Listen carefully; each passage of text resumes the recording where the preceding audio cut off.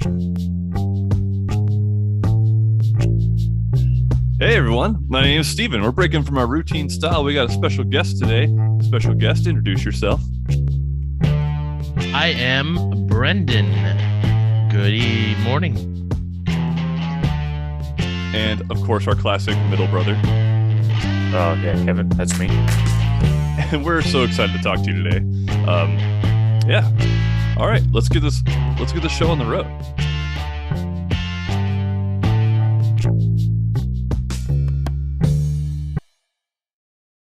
Good morning, everybody. Now we've got a guest today because I defeated David in our throwdowns last time, and he's so upset that he couldn't bother to record with us today.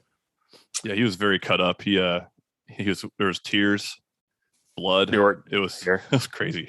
Not acid blood though, because there was, and that would just, he'd be done. Anyway, yeah, of course. So anyway, instead we have Brendan with us, and I remember like a long time ago, Steve, me, you, Brendan, we used to sit on a couch, play video games together, that sort of thing, right? We're like the video games, yeah. I mean, we're not like gamers. Well, maybe Brendan, I don't know. Like, Brendan, are you a gamer? Yeah, I am. He's by far my main. That's my main thing. I'm single. I chill and play video games. That is the life right there. Anyway, so I figured to honor that, those fond memories of us all playing video games, say we do a video game episode this time, if that's okay with you guys. That's totally fine. And Brendan's basically one of the brothers anyway. I mean, he lived at our house basically all the time when I was growing up. So it kind of works out. It does. Now, Steve, you've been playing a video game lately that has a very iconic weapon in it. Yes. So, and actually, Brendan's been playing a game with a very iconic weapon in it as well. So we'll pass it around. Yeah, so I want to talk about iconic and memorable video game weapons. So the first one I want to talk about is actually from a Zelda game. It was actually from Zelda, but it's not the weapon you guys are thinking of right now. I know which one you guys are thinking of. Let me see if I can guess it. The slingshot. No. Brendan, what's your guess? The hook shot. Oh, the hook shot is good, but no. I'm thinking, of course, of the tree branch from Breath of the Wild. And the reason why I consider this like iconic or memorable is, when you play Breath of the Wild, I saw all these trailers and, Link's running around with like swords and stuff. I'm like, man, that game looks cool. Looks like he has a good sword. You can really like throw down, kill some bad guys. And you start the game off and you're basically naked. And the first thing you pick up to defend yourself is a tree branch. Just a stick. So I remember thinking, like, I got a long ways to go in this game, like, obviously. All I have is a stick. I don't even have clothes right now. I just have a stick. So it's I don't know. Like every other Zelda game, you start off with your sword of some sort. Or at least a wooden sword. Yeah. Or, like you get one very shortly afterwards. Like an original Zelda game, you start off with nothing. You go in the cave, and the old man's like, take this on your way. Which is kind of weird thing about it. You think that old guy is just sitting there waiting for someone to walk into his cave so I can give him a sword? It's dangerous to go alone. Yeah, it's here's a little child. I'm gonna give him a sword because that's what I do with children. Just give them weapons. Here you go, man. Have at it. And then he disappears after that, like no questions or anything. You just like, man, that guy waited his entire life just to give a wooden sword to some kid. But you still essentially start with it. But in Breath of the Wild, that's not the case. And it's just a memorable moment for me, I guess. But I have seen people beat the last boss in Breath of the Wild with a stick. That's pretty crazy. Like when I use a stick, it's like done in like 3 hits or something like that. Yeah, there's like a Ganon with it. Yeah, there's like a weird glitch you can do where you can put like an infinite amount of whatever on your weapon so that it doesn't break. What's the craziest way you beat Breath of the Wild, Brendan? I know you've played at least once, a couple times. I've only played it once. I can't think of the craziest thing I've done.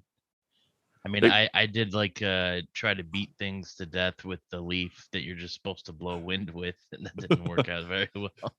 I think my favorite, most interesting one I've seen online was someone who beat Breath of the Wild without running. Ever. That's crazy. Wow. I don't even know how that works. He just jumped a lot. That's pretty. I mean, that's lots of people out there beat Breath of the Wild in interesting ways, and it's really cool, good for them. But I just don't have the time to to try and do that. But yeah, the stick's a pretty interesting one. I think in the realm of Zelda, what about the candle from the first game? What are our thoughts on that? You know what? I was thought about that one too. I don't know how memorable it is, but it definitely was kind of a weird weapon. Yeah, just shoots a little fireball out, and you use it mostly just to burn the one bush to get in the one level. Yeah, it's like the 8th level or something. I feel like a lot of the weapons from the original Zelda are like that, where they're like kind of a one-time use deal, like the little flute. Yeah. I am the bush. The bush, you can burn the bushes down with the candle. There's a bunch of hidden little caves throughout the map if you burn them down.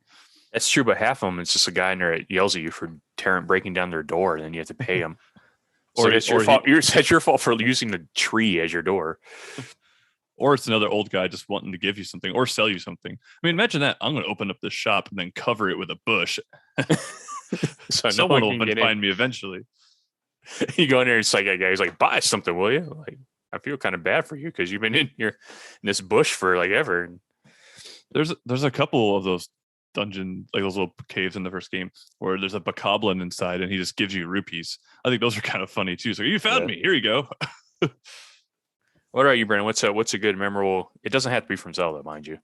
Yeah. Well, in the essence, I just played Metroid Dread.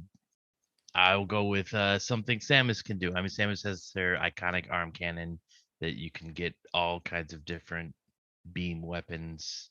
But I think the more iconic for Samus rather than just a gun is the morph ball, and then you can do little bombs. Just because, how does she just curl into a ball, start rolling around, and this ball has got to be relatively big because she's just rolling in a ball. So it's like if you rolled in a ball on the ground, and it just rolling everywhere, and like, how do you not get sick? And when you get hit in it, you get bounced around. It's a really interesting kind of item / weapon. So in the original one, it's infinite too, right? Can you just keep making those bombs? Yes, you can. Yeah. Is it like that in Dread, or do you have like a limit? You just keep making the bombs if you really wanted to. Yeah. That's awesome. I wish I had that ability. Yeah, just make bombs. The only thing is you have to turn into a ball to make the bombs. Yeah. And as Brandon pointed out, that can be very comfortable. So does she get faster when she turns into a ball like Sonic, or she just turns into a ball? Just turns into a ball. You just get in tight spaces. Yeah, you can get in tight. In tight spaces. Though I don't know how that works because you're pretty much the same size, just in ball form. Maybe she's like a rodent, or like her like bones like kind of like shrink up and stuff. Yeah, I mean she'd have to be or like contortionists can get into some small spaces. Samus the contortionist. I mean, she turns into a ball. That's pretty contortiony. Yeah. What Brandon mentioned earlier before he talked about her bombs, her arm cannon, which brings me to another great, fantastic arm cannon. One of the most iconic, I think, weapons is the Mega Man's Buster Arm. Oh yeah. Yeah. So who do you think would win in like a shooting contest between Samus and Mega Man? Obviously Mega Man. And the reason why I say is because Mega Man's Buster Arm is dope, and he can like take on the powers of his defeated foes. That's true. Like I wish I had a Buster Arm. I'd like fight some guy who shoots leaves, and then suddenly I can shoot leaves.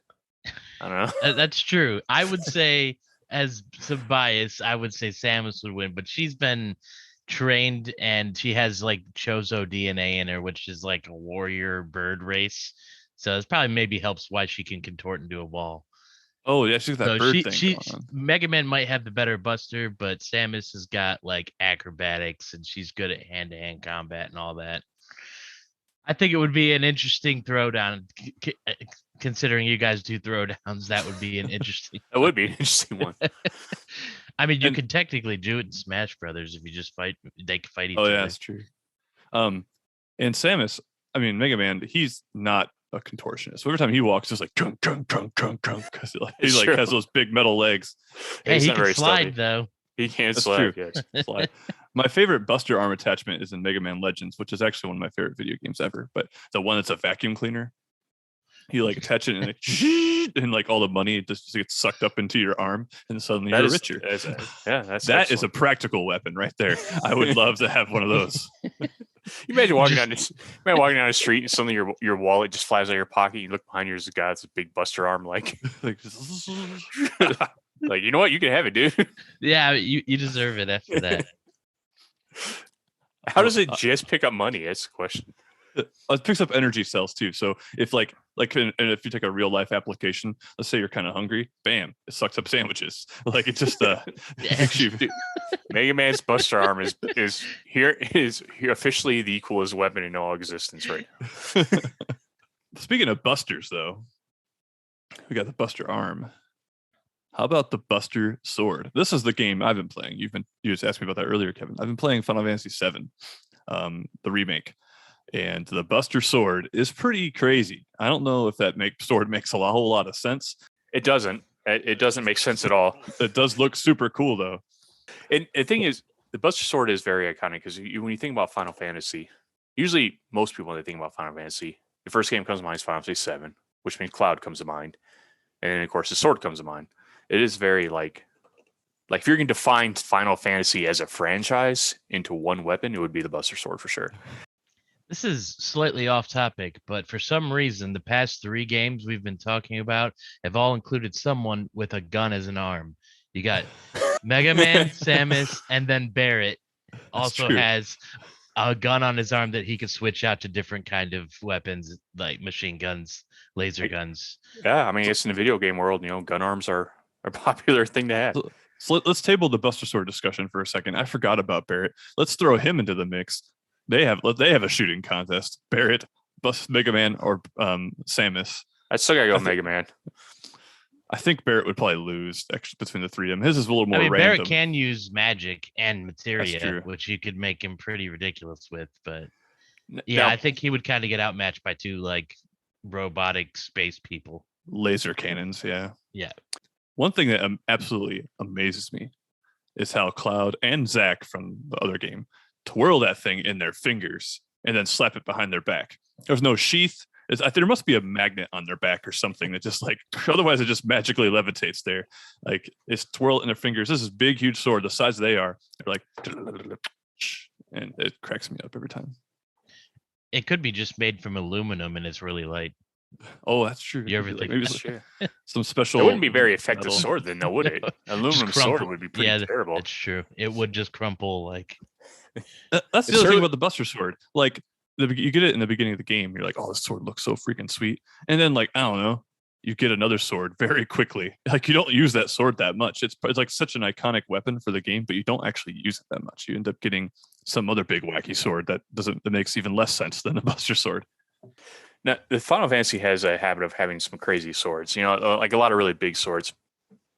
In Final Fantasy VII, of course, I mentioned Buster Sword is like kind of the iconic sword of Final Fantasy. It's a good sort of like symbol for the game franchise as a whole. But I'm going to address another Final Fantasy sword, which is the Gunblade from Final Fantasy VIII. I absolutely love this weapon, this concept. But like the Buster Sword, I think the Gunblade is an excellent representation of Final Fantasy VIII as a game. And the reason why I say is because it looks cool. Like Final Fantasy VIII came out, you're like, oh, it's the new Final Fantasy. It's just like 7. It's got like this weird cross between fantasy and modern. And then you see the opening scene and there's like this fight between these 2 guys with gunblades. You're like, man, that's a really cool weapon. It's like a gun, but it's like a sword. But then like the game was kind of a letdown. And so is the weapon, because the whole thing, like, to me, it feels like if you're going to make an effort to have a gun sword in your game, like have some sort of mechanic that utilizes that as a gun sword. But like in Final Fantasy VIII, all it really is a sword that has like a little trigger button you can sometimes press to give extra damage when you attack, but it doesn't really do anything. Like there's nothing special about the gun sword, and it put all this effort into showing that it's a gun sword. And I feel like that sums up Final Fantasy VIII. Seems like it's cool, but then in application, it kind of sucked. Well, I don't know. I mean, I never beat Final Fantasy 8. That's next on my list actually after I finish 7 again. But yeah, it is kind of a letdown, the Gunblade. But it does look cool. So It does look cool. And the whole, I mean, you could do so much with that. That's cool. You have like, if your character's up close, use the sword. If far away, use the gun portion. You could do a lot with that mechanic. And I think they remade it. They probably would maybe hopefully improve that fact, but I don't know. Still cool weapon. It kind of makes, who's that other guy, Brendan, the cowboy guy in that game? What's his name? Irvine. Yeah, right? yeah. I think it was Irvine. Yeah. I think he just had a normal gun. Poor Irvine, man. He's like, I got my gun. And Squall's like, I got my gun blade. And he's like, oh, man. The dumbest Final Fantasy weapon, in my opinion, is from Final Fantasy X. What's his name? The guy has a ball as a weapon. Oh, Waka. Oh, yeah, Waka. Just a ball. It'd be like me taking a basketball. It'd be like me taking a basketball or soccer ball to battle. Be like, hey, what's up? I'm gonna throw this ball at you. I mean, honestly, if you get kicked in the face by a soccer ball, it probably hurt pretty good. Yeah, but I wouldn't use it to fight giant beasts. Yeah, but compared to like a sword. Yeah, that's true. Yeah, I'm sure if I got hit by a sword and then someone kicked me in the face with a soccer ball, I'd probably feel worse about the sword. Yeah. I mean, I've been blasted in the face by a basketball before, and a soccer ball. And I've been blasted in the junk by a basketball and a soccer ball before. And like, I'll tell you something. If someone does that to me, they're going to handicap me for a while. They can like do that. Waka can do that first. And then someone else comes in the sword. He's like he stuns them. You just hit me with a dodgeball. And then the other guy comes in with his gun blade. I've actually been busted in the face and a junk by a sword. So there we go. Between the two of us. Not like a real sword. I use fence. So fencing sword, which is not the same thing. Still very excruciating, I'm sure. Yeah, it wasn't too bad. Actually, I think I'd take that over the ball. So maybe Walker's got something going then. I don't know. They Final Fantasy had like a weird thing. So you had Cloud in Final Fantasy 7 and then Squall in Final Fantasy 8. So I guess if your name is related to the weather, you're a hero. I don't know. What's a Squall? Is it like a cloud or something? What is that? It's like a wind. It's like a windstorm kind of thing. Interesting. I should have named my kids after weather conditions. This is my son, Hurricane. This is my son, Hurricane. His brother, Tornado. They're twins, and they're the worst. Hurricane and Tornado. This is my other son, Hail. What about the name Monsoon? Oh, that's actually there you go. Yeah, Monsoon's good. Yeah, but Monsoon, I don't know. When I think of Monsoon, I think of more like, pleasant summer rain sort of thing. It's not really menacing now, is it? Yeah, so it's a way better name then. It's like, I don't want my kid to be menacing. I want him to be a pleasant. Not that Cloud is a menacing name either. That's true. But if he comes at you that sword, that's a little menacing. That's true. Speaking of like Final Fantasy 7 swords, how about Sephiroth, the villain of Final Fantasy 7? He's got a freaky looking sword. Like, okay, so about his sword, I don't know what the name of his sword is, but I saw this video of this guy who does like all these different things with like swords. And he talked about how sounds like a fascinating, great video. He does all these different things with swords. No, he like talks about medieval weapons and stuff. He's this Australian guy. He's kind of a goofy. But anyways, he had this whole thing where he made a replica, like the exact length replica of Sephiroth's sword using like wood, just to show everybody how completely impractical and stupid this sword is. It's like, you can't use it for anything because it's so long. I don't know, but he's like showing how cumbersome it would be to wield I think he actually determined a Cloud sword would actually be a better weapon than I feel like the Cloud sword would just snap his sword in half. Like, I guess it depends on the metal. If it's aluminum, maybe not so much, but like it's so skinny and long. Like, I don't know.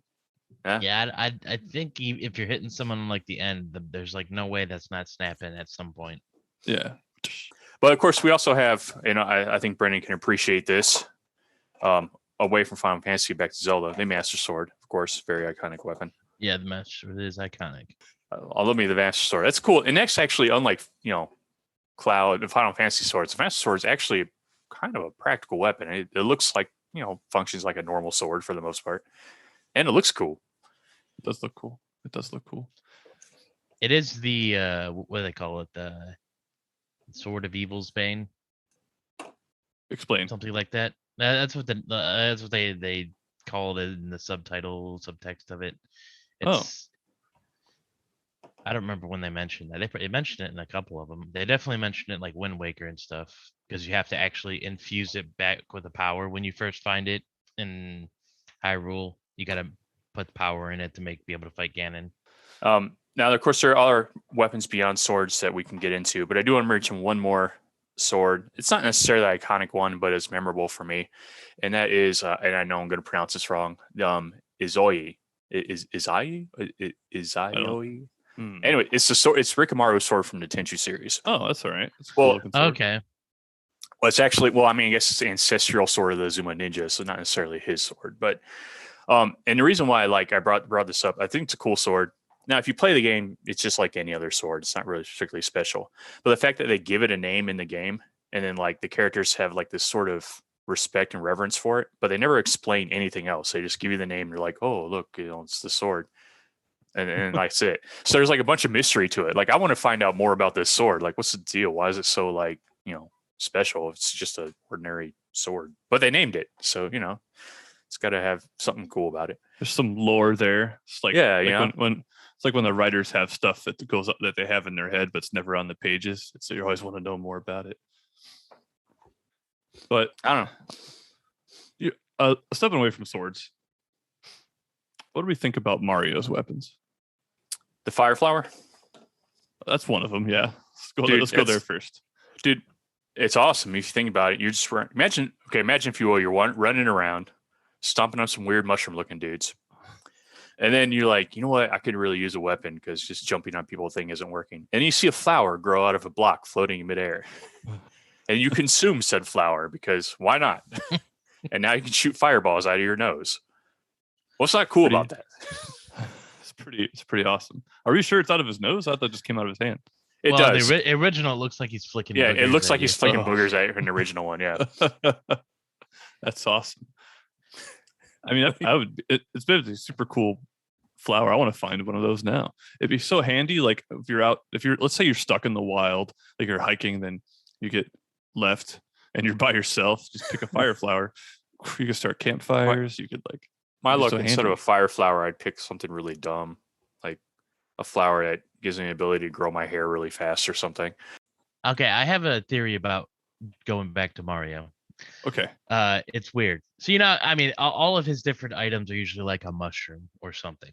So, yes. What if like the frog suit and like there's like a bee mushroom and all that? What if it's not actually him turning into these? He's actually not even in these worlds, but he's eating these mushrooms and it's causing him to hallucinate and think that he's either a bee or there's one where he's a ghost, a frog. So he's hopping around like a frog and he's actually in like an insane asylum or something. And Peach is just like his sister who's worried about him. But he's like madly in love with her because he thinks that she's the princess. And she's just like, Mario, please snap out of it. But he's actually just running around thinking he's different creatures or bees. Can you imagine if you hired a plumber for your house? He comes in, he starts hopping around like a frog. Like, what are you doing, dude? That's an interesting theory. I like that. Like he's actually, he's like in it's like you said, an insane asylum, and Bowser is like maybe like the head doctor or something like that. Yeah. And he's always telling, the visiting hours are over, you got to leave. Oh no, so he breaks out and starts like going after him, and he's like, I'm throwing fire at you, but he's just throwing like pudding. When Bowser kidnaps Peach, it's actually just his sister leaving for the day. I would play that game. So who does that make Luigi? Just like one of the other like that's probably his actual brother. Patients. Yeah. Just there. They're both hooked on weird mushrooms. Interesting. So I do want to bring up, we've all played multiplayer games. Now, Nowadays, like you play like Call of Duty or whatever, and everyone kind of has, you get like your gun and you shoot whatever. But back in the day with the split screen, you had to play multiplayer games. Every time there was always that one weapon that if one of the other players got it, you knew that the game was over. Yeah, for sure. So a prime example would be the golden gun from GoldenEye. Someone had a golden gun, and you're like, oh, great, someone has a golden gun. This sucks. But I think my favorite for me, the most memorable, is from Turok 2. Yes. We started this was the cerebral bore. Cerebral bore. So you shoot like- this thing. It's like you shoot this thing and it homes in on the enemy, and then it's like a drill that drills a hole in their head and it explodes and they die. It like melts their brains or something like Yeah. And I remember we used to play Turok all the time, and every time you picked up the cerebral bore, you'd start singing. You'd be like, "It's the cerebral bore, it's cerebral bore," and every time you started singing it, I'm like, "Oh, geez, this game is over now." that. Sometimes I still sing that song in the shower, actually. Do you really? Wow. Stuck in my head. That's awesome. Yeah, that's good old cerebral bore. You know, some of those old Bond the multiplayer games with Bond, I think of Odd Job. You could be Odd Job in one of them from James Bond, and he has like the blade hat. Oh yeah. And You he's throw the hat. There's him, and then also in Mortal Kombat, Kung Lao has a blade hat. I was thinking about this hat. I guess it's practical. I don't really know. Take it off. You have to. I feel like you'd have to throw it with some real force for it to actually like do the job it's supposed to do. But I mean, It's, there's like those bladed circle things. I think they're called chakrams or something. I mean, if you just wear a chakram as a hat, that's essentially what they're doing. Is you just throw it and you can just slice people with them. I don't know how effective that would actually be though. I think Mythbusters did a thing about Odd Job's hat. oh, really? I'd love to see Kung Lao and Odd Job go at it. That'd be a pretty sweet. Kung Lao's hat comes back. Odd Job has to go pick his up. Yeah, it's true. It's true. I don't even know how that works. Kung Lao's is like a boomerang effect. Dude, video games don't understand how boomerangs work. But like, so you have Kung Lao's hat, and then in Final Fantasy, you have Yuffie's weird boomerang shuriken thing. And there's a boomerang in Zelda as well, I think. Yeah, but like boomerangs don't work that way. They don't just automatically come back to you. You have to it takes skill to throw a boomerang for it to come back. And if it hits something, it's not going to come back. Doesn't It's it have to funny. like arc really big Yeah. to come back to you? So it's gonna have a wide like angle. Breath it's of the not- Wild does a nice job of that because, like, if you don't catch it, it's like gone or something. Like, it's unlike some games you throw it, it comes back to you no matter what. I like the Breath of the But, Wild boomerang because it's like giant. Also, if you miss it, you can hit yourself in the face. yeah. That was So funny. that's more real life there. I like that. But those are some good weapons. Any other thoughts, Brendan? You have any other ones you thought of? Oh, I did bring one up when we were talking. This one's another sword pit kind of, but in Soul Calibur, you've got Ivy. She has a interesting sword. It's a whip sword, so it's a regular sword, but then it splits up into little bladed pieces and it turns into a whip, which sounds kind of cool. But what if you accidentally were about to just swing it as a sword and you turned it into a whip? You just straight up whip yourself, and I don't know how how practical that would be. yeah. You sounded really excited to say whip sword. They're like the way you said Hey, it. it's Like, the whip Brendan likes this sword. idea. It's cool. It's a whip sword. Dude, the Have game. you seen it? It looks cool. Well, even in Soul Calibur, you have, of course, the like Soul Calibur, then you have like the Soul Edge, and those are kind of weird. Like a Soul Edge is like it's like a big sword, with, like an eyeball on it. Yeah. Oh yeah, That's kind of weird. Like, what's that thing even made out of? It's like some sort of organic material. I don't know. Yeah, it's almost like some kind of parasite just latches onto him. It's a sword that got infected with the G virus. That is what it looks like. It looks like That's a scary William. thought. They just like took it from William Birkin and it was like, oh yeah, I made this sword. Oh okay, cool. And then actually one more gun I didn't want to bring up is the BFG 9000 from Doom. And the reason why it's such a memorable weapon is just because of the name. So Like big freaking gun or something. yeah, well, not freaking, Yeah. but yes. Yeah. Yes. Okay. Yeah. And I don't know. I think that was pretty ingenious marketing department to name it that. Yeah. Yeah. For sure. It's a really And big gun. It is a big gun. It is a big gun. There's in the old Doom game, we used to play it on Mom's PC back in the day, and I feel like like these little faces in the corner. He gets a smile when he gets a weapon or whatever. He like smiles at you. Remember when you pick up the chainsaw? We always thought the smile was just a little bit bigger than when you picked up any other weapon. He's like, yeah, Got the chainsaw. there's a lot of good weapons in that game. Yeah. Old Doom. But this was fun. Thanks for joining us, Brendan. We had a good discussion about some video game weapons. What are some that we missed? Well, maybe the audience, so you guys can fill us in. What are some crazy weapons that you've seen in video games that you think are a little impractical, or you just plain love them? I don't know. There's lots of them out there. So, Anybody have any of our listeners have any ideas or thoughts of some iconic or memorable video game weapons that we didn't bring up, because there are plenty of them? Let us know. Yeah, Brendan, thanks for joining us, pal. Oh yeah, definitely. It was fun. Yeah. All right. We'll catch you all a little bit later.